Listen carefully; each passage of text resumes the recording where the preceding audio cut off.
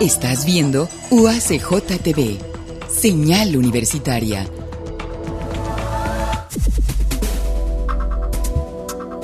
UACJ TV presenta.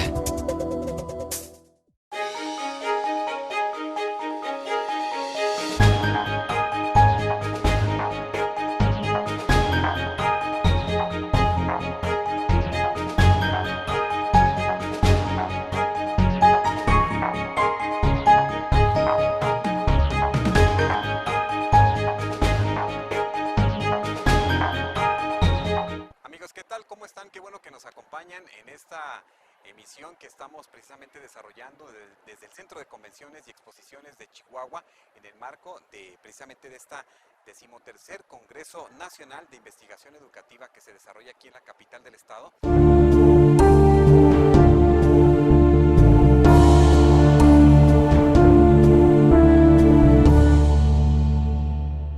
Y bueno, estamos precisamente abriendo estos diálogos en el marco de este congreso y quiero darle la bienvenida a quienes nos acompañan precisamente en esta emisión. Le doy la bienvenida a la doctora Claudia Beatriz Ponto, que nos visita de la Universidad Nacional Autónoma de México, del Instituto de Investigación sobre la Universidad y la Educación. Muchas gracias por acompañarnos, doctora. Gracias. También está con nosotros el doctor José Antonio Serrano. Él nos visita precisamente de la Universidad Pedagógica Nacional de la Jusco, así es que le damos la bienvenida. ¿Cómo está, doctor? Gracias por acompañarnos. Bueno, muchas gracias. Gracias. También se encuentra con nosotros el doctor Juan Mario Ramos, también de la Universidad Pedagógica Nacional del campus de Ajusco, y le damos la bienvenida. Gracias. Muchas gracias. Gracias. Pues estamos en esta mesa hablando de formación docente, pero antes de eso nos gustaría mucho que nos hablaran de sus líneas de investigación, cada uno de ustedes, qué es lo que están desarrollando, qué es lo que han investigado precisamente de estos ámbitos educativos, doctor. Bueno, yo tengo casi 25 años trabajando la línea de filosofía, teoría y campo de la educación en el ISUE, y a partir de esta línea he trabajado cuestiones de identidad y formación de profesores en educación básica y en educación superior. Trabajo cuestiones de currículum y formación de profesores y de experiencias docentes. Pero realmente lo que me concentra es el trabajo en torno a cómo se conceptualizan las prácticas y los procesos escolares y cómo desde la teoría se pueden buscar rutas de análisis para poder intervenir en la práctica. Muy bien, muchas gracias. Doctor José Antonio Serrano, sus líneas de investigación. Sí, yo soy miembro fundador del COMIE y desde el principio de que empezamos a trabajar en el COMIE, iniciamos con una temática que profesionalmente yo desarrollaba, que era formación de docentes. Esta idea de formación de docentes la fuimos segmentando, ¿no? Formación de docentes de profesores de educación básica, profesores de educación media superior, y después un ámbito distinto era la formación de profesores a nivel universitario. Pero también estuvimos analizando el asunto de la formación docente en términos de formación continua en estos tres niveles. Entonces, tenemos ese trabajo con el campo de la formación docente nos llevó a trabajar también aspectos de prácticas profesionales. Nos llevó también a trabajar el asunto de los proyectos institucionales y la formación de docentes y a intervenir en el sistema educativo en varios niveles. Por último, esta línea de investigación que nació en formación docente nos llevó también de manera casi natural a trabajar una línea últimamente que es el campo de la biografía y la educación. Doctor Ramos. Como le decía, yo me incorporo a la Universidad Pedagógica Nacional y lo primero que estaba trabajando eran aspectos de ética institucional, el proceso de formación ética de los estudiantes. Al incorporarme a la Universidad Pedagógica, también me adscribo a ciertas áreas de trabajo en torno a la conformación de los sujetos en educación y en particular a los aspectos que señalaba José Antonio de prácticas profesionales. Es decir, la formación de los profesionales de la educación en ámbitos que están prácticamente vinculados con áreas de desempeño profesional, básicamente.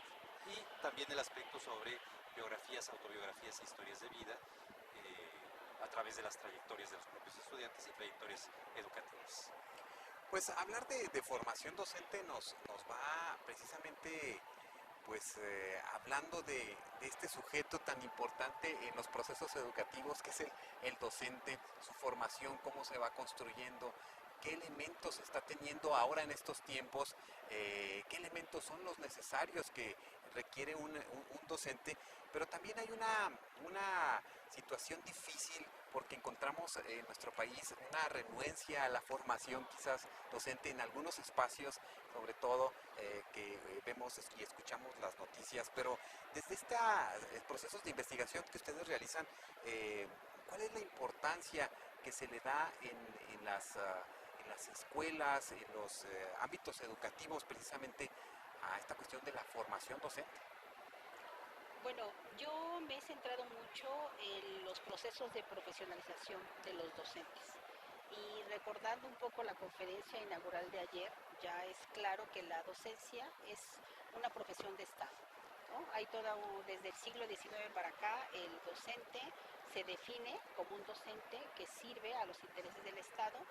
La finalidad es homogeneizar un profesional en el campo de la educación que forme a los futuros ciudadanos. El trayecto histórico que ha tenido los docentes ha sido muy complicado porque ha sido también muy ideologizado. Hay una postura política muy clara del docente como un activista político al servicio del partido hegemónico, y esto ha hecho, ¿no?, muy complicado los procesos de reforma institucional porque van acompañados siempre de posturas ideológicas y de posturas políticas. A mí me parece que en este momento se están enfrentando el asunto de la reforma de la educación básica, se está enfrentando precisamente a un tema fundamental que es cómo regular los procesos de profesionalización de docentes tan heterogéneos, con contornos culturales también plurales, ¿no? No es lo mismo profesionalizar a un docente de Oaxaca en una zona de la sierra, a un docente de Hidalgo, a un docente de Querétaro. Yo creo que ahí habría que centrar la discusión en los contornos geográficos y políticos que están alrededor de la figura del docente y que se necesitan también una política más plural para hablar de las necesidades de preescolar, de las necesidades de básica, de las necesidades de educación secundaria, de las necesidades de bachillerato, de las necesidades de la educación superior y particularmente después del posgrado. Entonces la problemática es realmente compleja porque cada núcleo de docentes refiere a problemáticas muy específicas. Claro, entonces estamos hablando, sí, de un país muy amplio, de un país que necesita pues una especialización en la formación docente dependiendo de las áreas en las que estamos. No sé qué piensa, doctor Antonio, en relación a lo que comenta la doctora. Sí, lo que tenemos que ver aquí es, primero, hacer un análisis del sistema educativo en su conjunto. O sea, el saber pedagógico que requiere el profesor es diferenciado según el nivel en donde está. De eso sabemos mucho. La historia de la pedagogía está llena de principios, de reflexiones sobre cuál es el saber que el profesor tiene que tener sobre su actuación. Pero, como bien señaló la doctora, en la constitución de los sistemas educativos, ¿sí?, vienen reflexiones diferenciadas sobre qué formar al docente. Y después, cuál es el saber que el docente de preescolar, de primaria, de secundaria, de educación media superior y de educación superior requiere. Son saberes diferenciados los que se ponen en juego en los programas de formación docente. Nosotros como especialistas en educación tenemos un problema, que de educación todos hablan y es muy difícil establecer un diálogo porque se requiere también de tomar en cuenta el saber especializado que ha surgido en los diferentes ámbitos para poner en juego diferentes tipos de variables. ¿Cuáles son estas variables? No hay pedagogía universal, tenemos que tener este principio general. No hay pedagogías universales. Todas las pedagogías son contextuales. Y contextuales no solamente al lugar, como señaló la doctora, sino también contextuales a la cultura. Aun cuando haya movimientos internacionales que hablen sobre una orientación específica del saber pedagógico y de la formación pedagógica de los profesores, las culturas, las sociedades van asimilando y van haciendo traducción de esas formas que circulan a nivel internacional. Entonces, el saber, para concluir esta primera fase, el saber pedagógico que se requiere es diferenciado. Es un saber muy universal, no solamente por el nivel, sino por el nivel en los contextos en donde se van a realizar.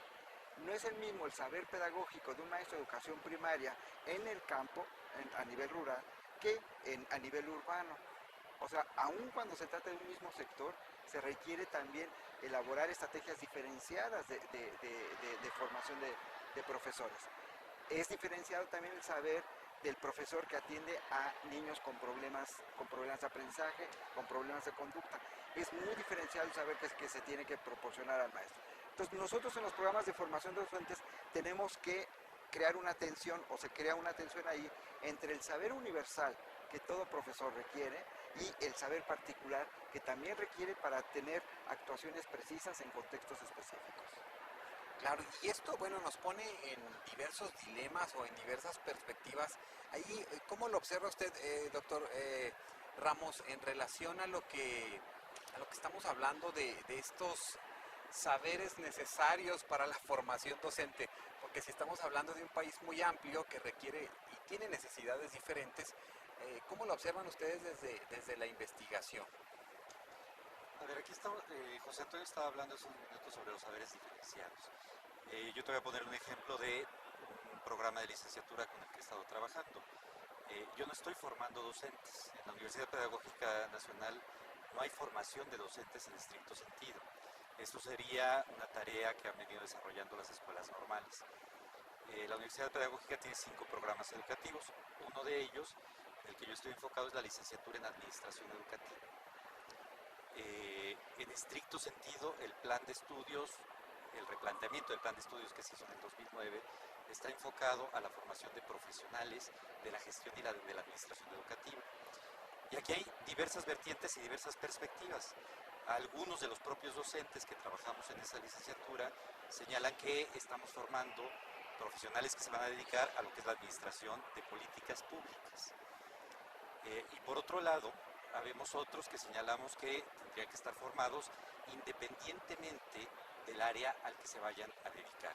Es decir, buscar la forma de formarlos y de transmitirles conocimientos y saberes que les permitan desempeñarse en el ámbito de la gestión administrativa de las escuelas, pero también en el ámbito de la gestión pedagógica, de la gestión curricular, porque lo que están administrando es un currículo. A lo que le tienen que dar seguimiento es cómo se está llevando a cabo ese currículum por parte de toda la institución en la que estarían trabajando.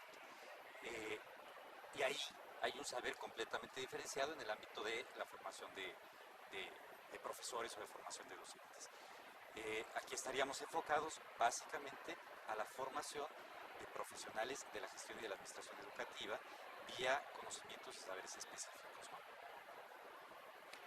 El Estado mexicano, precisamente desde la formación de docente, ¿en qué se está enfocando?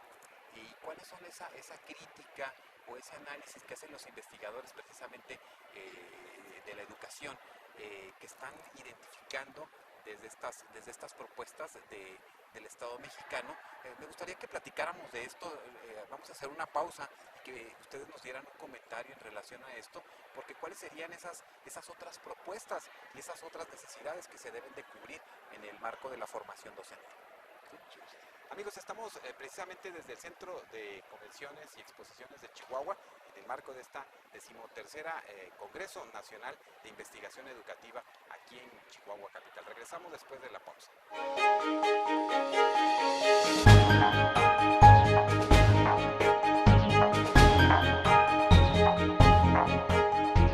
La Red de Radiodifusoras y Televisoras Educativas y Culturales de México es una asociación civil. Cuenta con 57 afiliados. Fue creada para propiciar la articulación y colaboración común ante todos los sistemas de radio y televisión de servicio público del país.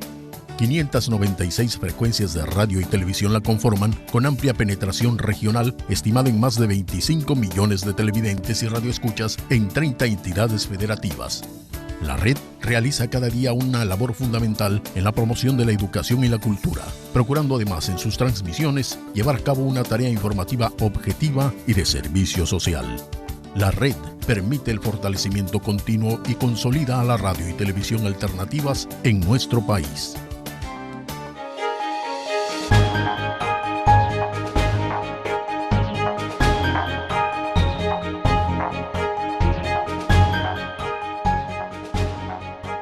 Amigos, regresamos, estamos precisamente en este Congreso Nacional de Investigación Educativa desde la ciudad de Chihuahua y estamos hablando en este diálogo precisamente sobre la formación docente y estamos compartiendo precisamente con la doctora Claudia Beatriz Ponto, también con el doctor José Antonio Serrano y con el doctor Juan Mario Ramos, quienes precisamente se encuentran viviendo aquí este congreso, y estamos compartiendo precisamente sobre en la formación o la propuesta del Estado en la formación docente. ¿Qué es lo que está proponiendo? ¿En qué se queda limitado? ¿O cuáles serían unas nuevas propuestas que como investigadores ustedes están observando de la misma? Doctor. Bueno, hay una crítica fuerte y radical de que las posturas de Estado por lo regular siempre desconocen las particularidades contextuales y la voz de los profesores. Se definen las reformas educativas prácticamente en todos los niveles escolares y los docentes, el reclamo permanente es que no se les toma en cuenta, que no se consideran las particularidades de su práctica ni de sus conocimientos disciplinarios. Me parece que este es un reclamo constante porque pareciera que hay un abismo cada vez más marcado y más radical entre lo que proponen, ¿no? Lo que propone el Estado como una reforma de beneficio a la comunidad y lo que los docentes interpretan con respecto a esa reforma, y ahorita estamos en un problema de coyuntura fuerte con el tema de la evaluación docente, ¿no? Mientras el Estado está haciendo una propuesta supuestamente sugerente para mejorar las condiciones de la educación, el gremio de los docentes está dividido entre quienes realmente la ven como una imposición que no está atendiendo las demandas laborales que se han luchado durante muchos años. A mí me parece que el Estado tendría que tener una postura más plural y más abierta, porque en México y en América Latina hay experiencias didáctico-pedagógicas, educativas y culturales que han emergido y que nadie conoce o las invisibilizan frente al poder del Estado. Concretamente la experiencia del Ejército Zapatista, la experiencia de comunidades zapatistas que han desarrollado propuestas pedagógico-didácticas que funcionan en su comunidad y que tienen principios educativos completamente distintos a los que marca la reforma. Experiencias en Colombia con comunidades afro que trabajan también cuestiones de comunidad al margen de lo que el Estado pueda decir, aunque Colombia es distinto, pero podemos encontrar las mismas experiencias en Uruguay, en Brasil, en Perú, en Bolivia, en México, y creo que esas experiencias pueden enseñarnos mucho porque parten de principios de colectividad y de comunidad. Y me parece que ahí el Estado tendría que ser un poquito más flexible y más abierto a la capacidad de escucha. Claro, la capacidad de escucha, porque encontramos que se cierra el diálogo y entonces vienen todas estas manifestaciones en desacuerdo y bueno, pues el cierre de las escuelas o las situaciones en las marchas, sobre todo en el Distrito Federal o en algunos estados del país, y entonces no hay un diálogo para poder sentarse y poder lograr tener pues estos puntos medios quizás para darle continuidad a este proceso. Doctor Serrano, ¿qué observa en ese tema sobre lo que propone el Estado, lo que queda pendiente en la formación docente? Yo creo que una de las primeras cosas que tenemos que tener en cuenta es vivimos en una sociedad compleja, ¿sí? Muy compleja y diversificada. El norte no es el mismo que el sur, las zonas del centro entre sí son diferentes, el norte entre el norte mismo también es diferenciado de los estados del sur. Y yo creo que uno de los problemas para mí centrales es que todas las propuestas, bueno, buena parte de las propuestas que se plantean desde el Estado son propuestas muy universales, que no atienden a las particularidades. O sea, no percibo exactamente una correspondencia entre lo complejo que es nuestra sociedad y las propuestas que se hacen, que son bastante universales para esa complejidad, ¿no? Ese es un punto. O sea, Después viene el asunto del gasto educativo. El gasto educativo que se realiza en países como el nuestro no es correspondiente al gasto educativo que se realiza en países, en otro tipo de países, donde se les tiene un mayor peso el gasto para elaborar diferentes tipos de propuestas. Después viene el asunto del saber pedagógico que se pone en juego en las propuestas.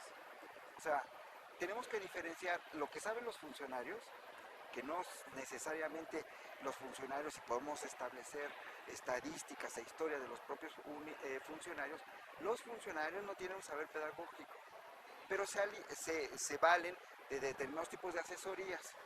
La asesoría tampoco es necesariamente pedagógica. En estos últimos años hemos visto aparecer un saber pedagógico que utilizan los funcionarios, que es un saber estadístico. Se han acrecentado las estadísticas, se quiere saber mucho sobre la estadística, pero se pierde el saber local. Como dije hace rato, no hay una pedagogía universal, no puede haber una solución universal para los asuntos pedagógicos.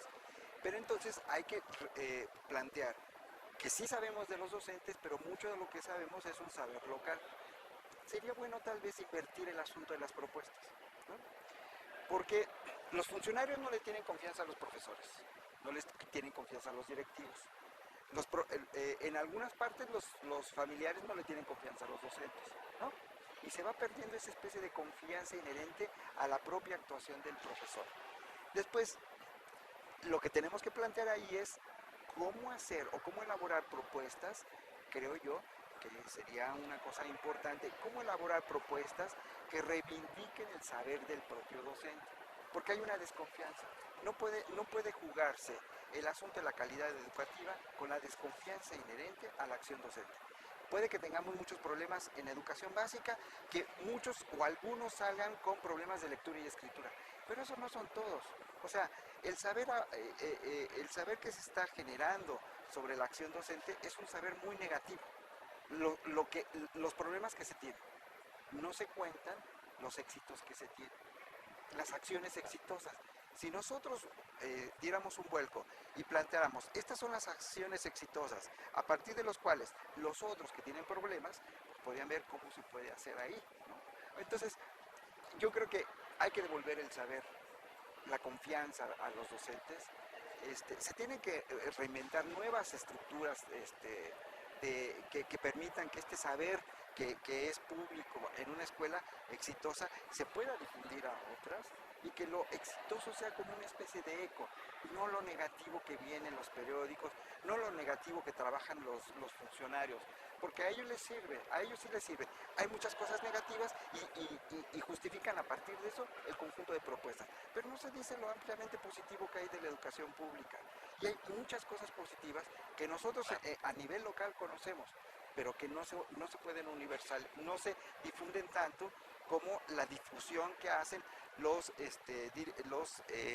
funcionarios de las estadísticas que ellos tienen, ¿no? Entonces, yo creo que hay que invertir un poco el problema. Claro, y eso es muy interesante que usted comenta, porque hay muchas historias de éxito, muchas historias de intervención muy buenas en las comunidades, en las mismas ciudades, Sí. la práctica de los estudiantes también en el ejercicio antes de ser profesionistas, que desarrollan esta práctica educativa también y van observando el panorama de la realidad, no solamente de la cuestión teórica, y ahí encontramos entonces precisamente, doctor Ramos, la importancia de insertar en la currícula estos ejercicios que den también una visión más amplia al profesional de la educación.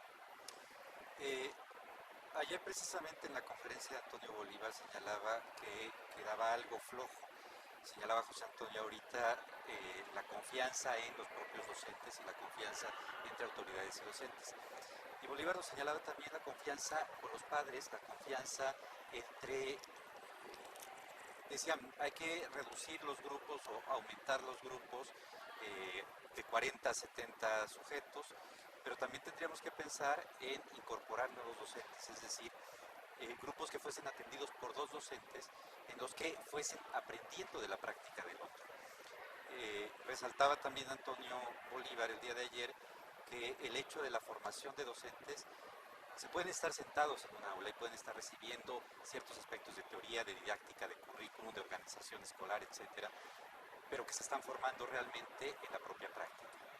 La propia práctica, que es donde ponen en juego los conocimientos y los saberes adquiridos, esas habilidades. El problema es que no les damos seguimiento a esos docentes que se están yendo a la práctica. Los profesores noveles o que terminan la formación inicial y se incorporan al ámbito ya de la práctica profesional, están llegando y están poniendo en juego lo que han visto de sus propios docentes. Pero hasta ahí se queda. ¿Dónde se están formando realmente los docentes? ¿Dónde están tomando en cuenta estos casos específicos, las experiencias específicas de las comunidades indígenas, de las comunidades rurales, de las comunidades urbanas?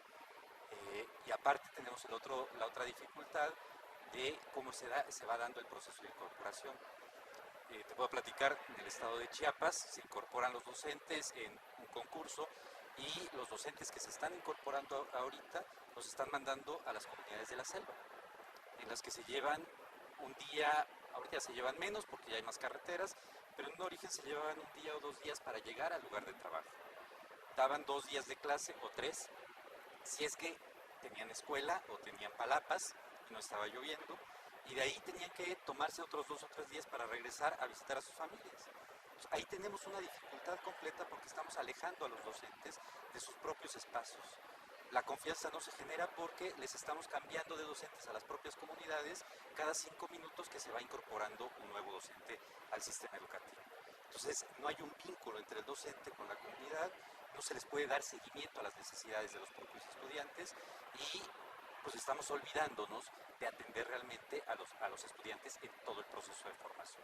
No solamente es la lectura y la escritura, es llegar a identificar cuáles son los saberes de los sujetos que tengo aquí en el aula para potenciar esos saberes y puedan desarrollarse de una mejor manera, ¿no? Buscar la movilidad social de los estudiantes a partir de la propia formación. Claro, y entender estos otros factores externos que no están en el proceso de la formación, que cuando los estudiantes o el profesional llega a estos espacios que se encuentra con comunidades pues con situaciones quizás de pobreza, de violencia, con los nuevos elementos tecnológicos que se van integrando quizás a estos grupos sociales, y entonces también encontramos siempre entonces en la formación docente un permanente reto, ¿no? Entonces en ese plano, ¿no? Para cada uno de quienes ejercen su práctica educativa.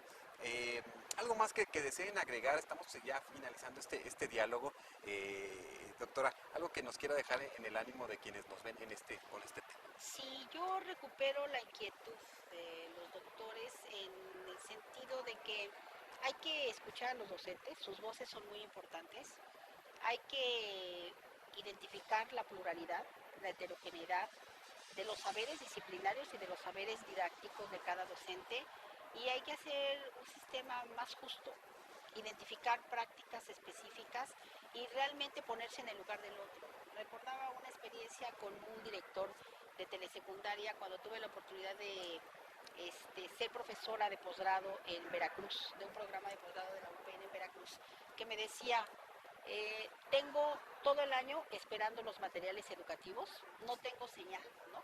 Soy profesor de telesecundaria, no tengo señal en la televisión, no me llegaron nunca los materiales, pero yo improviso. Y realmente me parece injusto que se critique por medio de una situación mediática controlada por ciertos grupos a un sector de la docencia y se generaliza. Hay que tener cuidado con las generalizaciones. Creo que la docencia es una profesión que hay que dignificar. Yo quedaría con eso. Muchas gracias, doctor Serrano. Pues la pregunta que planteas es muy amplia también. Yo creo que, como dice la doctora, tenemos que devolver la confianza al maestro, pero devolver la confianza a la educación pública. O sea, en la actualidad se ha estado diversificando mucho la educación privada, y la educación privada, según muestran las propias investigaciones, no es sinónimo de calidad. Las escuelas que han ganado los premios a nivel nacional, los mejores promedios, el mejor conocimiento de algo, ha estado en las escuelas con menor presupuesto, en las escuelas que no tienen a veces edificio. Ahí hemos encontrado muchas cosas, muchas vetas de éxito de la acción docente, ¿no? Entonces, devolver eso, devolver el saber pedagógico al docente y que el docente se vuelva protagónico de sus propios procesos de formación, yo creo que puede ser lo central. O sea, hay que dar apoyo a nivel, sí, del propio sistema, de los burócratas que están en el sistema, que los supervisores hagan bien su papel, que los directores hagan bien su papel y que los padres de familia, en especial para educación básica, hagan bien su papel. No se puede dejar todo al profesor. Todos los demás elementos que interactúan en el sistema educativo tienen que dar su cuota para lograr y hacer de este un sistema con calidad. Doctor Ramos, brevemente. Me quedaba pensando en esto de recuperar las experiencias exitosas de los docentes. Hay que darles voz. Decía Claudia al inicio, hay que aprender a escuchar lo que están diciendo los docentes y lo que hay detrás de toda la experiencia educativa. Hay muchas experiencias que vale la pena rescatar, no solamente porque sean exitosas, sino también para vislumbrar las dificultades que transitaron para que esa experiencia fuese exitosa. Esa experiencia de trabajo, esa experiencia de formación, esa experiencia docente. Darles voz a los propios docentes para que los que no hablamos, o los que no escuchamos, o los que estamos del otro lado, podamos ver a través de esas experiencias y ver qué podemos aprender de ellas o en qué nuestra propia trayectoria puede ser un símil de lo que están haciendo ellos y qué es lo que puedo recuperar de esas experiencias para transformar la mía. Claro, pues yo les quiero agradecer su tiempo, muchas gracias por acompañarnos, por estar en estos momentos dilucidando estos temas que son de interés para muchos seguramente y bueno, pues esperamos en otro momento reencontrarnos quizás en el próximo Congreso Nacional. Gracias. Muchas gracias. Muchas gracias. Gracias, hermano. Gracias. Amigos, pues hasta aquí dejamos este diálogo educativo desde el Congreso Nacional de Investigación Educativa. Muchas gracias por recibirnos.